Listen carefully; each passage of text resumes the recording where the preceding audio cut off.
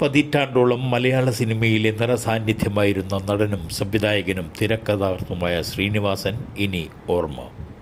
രാവിലെ 10 മണിക്ക് ഉദയം പേരൂർ കണ്ടനാട്ടെ വീട്ടുവളപ്പിൽ അദ്ദേഹത്തിൻ്റെ ഭൗതിക ശരീരം ഔദ്യോഗിക ബഹുമതികളോടെ സംസ്കരിച്ചു. അവസാനമായി ശ്രീനിവാസനെ ഒരു നോക്ക് കാണാനായി ആയിരങ്ങളാണ് അവിടേക്ക് ഒഴുകിയെത്തിയത്. ജില്ലയിലെ തദ്ദേശ സ്വയംഭരണ സ്ഥാപനങ്ങളിലേക്ക് തിരഞ്ഞെടുക്കപ്പെട്ട അംഗങ്ങൾ ഇന്ന് സത്യപ്രതിജ്ഞ ചെയ്ത് അധികാരമേറ്റു. ജില്ലയിലെ 70 ഗ്രാമപഞ്ചായത്തുകളിലെയും 12 ബ്ലോക്ക് പഞ്ചായത്തുകളിലെയും 7 നഗരസഭകളിലെയും കോഴിക്കോട് കോർപ്പറേഷനിലെയും ജില്ലാ പഞ്ചായത്തിലെയും അംഗങ്ങളാണ് സത്യപ്രതിജ്ഞ ചെയ്തത്. ഗ്രാമപഞ്ചായത്ത്, ബ്ലോക്ക് പഞ്ചായത്ത്, ജില്ലാ പഞ്ചായത്ത്, മുനിസിപ്പൽ കൗൺസിലുകൾ എന്നിവിടങ്ങളിലെ രാവിലെ 10-നും കോർപ്പറേഷനുകളിൽ 11:30-നും സത്യപ്രതിജ്ഞ നടന്നത്.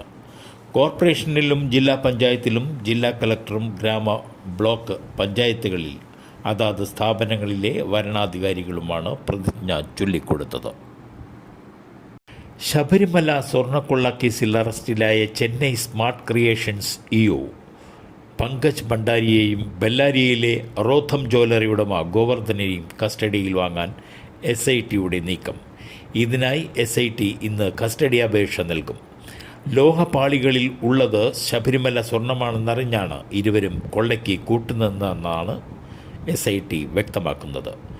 474 ഗ്രാം സ്വർണം കയ്യിൽ കിട്ടിയപ്പോൾ കുറ്റബോധം തോന്നിയെന്നും പരിഹാരമായി ശബരിമലയിൽ സ്പോൺസർഷിപ്പിലൂടെ അന്നദാനത്തിനും മാളികപ്പുറത്ത് മാല വാങ്ങാനുമായി 20 ലക്ഷം നൽകിയാൽ മതിയെന്ന് പോറ്റി പറഞ്ഞതായി ഗോവർദ്ധൻ മൊഴി നൽകിയിട്ടുണ്ട്. മഹാത്മാഗാന്ധി ദേശീയ ഗ്രാമീണ തൊഴിലുറപ്പ് നിയമത്തിന് പകരം കേന്ദ്ര പാർലമെൻറ്റിൽ പാസാക്കിയ വിബി റാം ജി ബില്ലിനെ വിമർശിച്ച് കോൺഗ്രസ് പാർലമെൻറ്റ് പാർട്ടി അധ്യക്ഷ സോണിയാഗാന്ധി.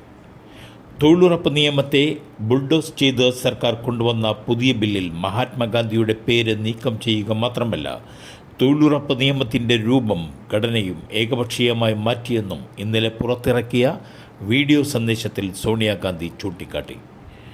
ഇതുമൂലം രാജ്യത്തുടനീളമുള്ള കോടിക്കണക്കിന് കർഷകരുടെ താൽപ്പര്യങ്ങളെയും തൊഴിലാളികളെയും ഗ്രാമീണ മേഖലയിലെ ഭൂമിയില്ലാത്ത ദരിദ്രരെയും മോദി സർക്കാർ ആക്രമിക്കുകയാണെന്ന് സോണിയ പറഞ്ഞു.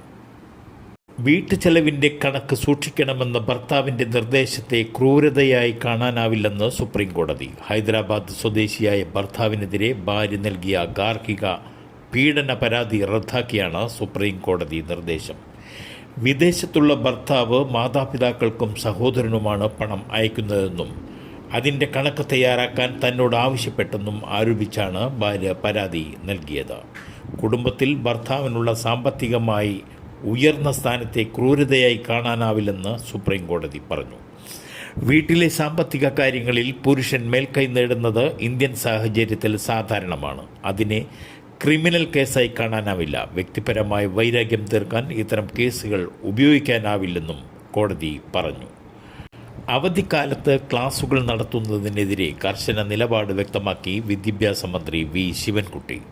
അവധിക്കാലത്ത് ആരെയും ക്ലാസുകൾ നടത്താൻ അനുവദിക്കില്ലെന്നും മന്ത്രി വ്യക്തമാക്കി.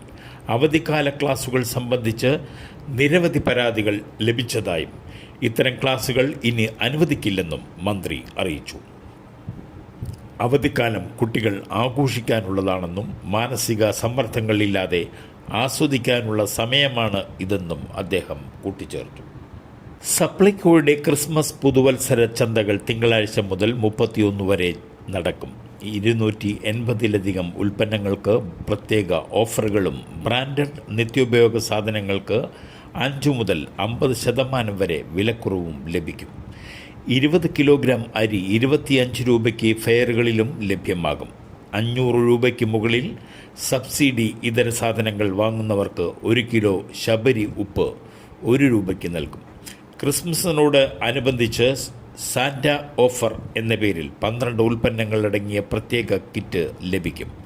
കേക്ക്, പഞ്ചസാര, തേയില, പായസം മിക്സ്, ശബരി അപ്പം പൊടി, മസാലകൾ എന്നിവ അടങ്ങിയ 667 രൂപയുടെ 12 കിറ്റ് 500 രൂപയ്ക്ക് നൽകും.